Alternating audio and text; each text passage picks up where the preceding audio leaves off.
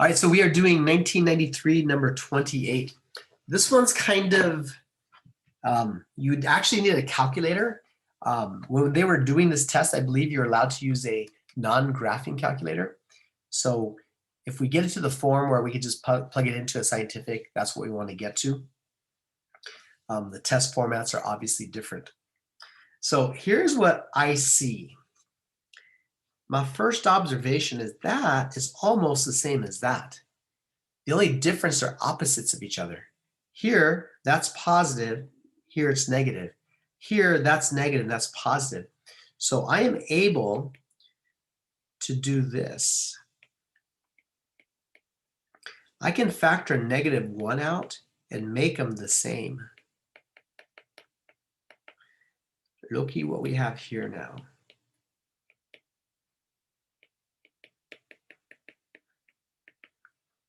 So this one stayed the same. This, look, distribute that negative, and it's the same thing. So now I have them looking the same, but still I'm kind of stuck. But here is what you hopefully can see. Hopefully you can see if I have an A and a B and a function, we learned we can split up into two. Remember, we could do this, A to C plus C to B. Hopefully you remember that. And the goal was, if you start at A and end at B, start at A and end at B, and these two were any number that's the same, we have an equivalent. So let's take a look and see if we can do that. We almost have it. So this one, we're going from 1 to 500.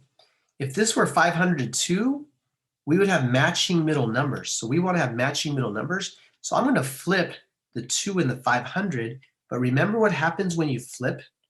If you switch the limits of your integration, it becomes opposite. So we're going to have a negative, and now we're allowed to flip these.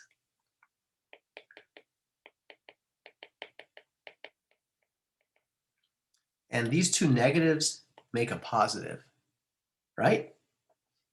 So now let me rewrite all of this and explain.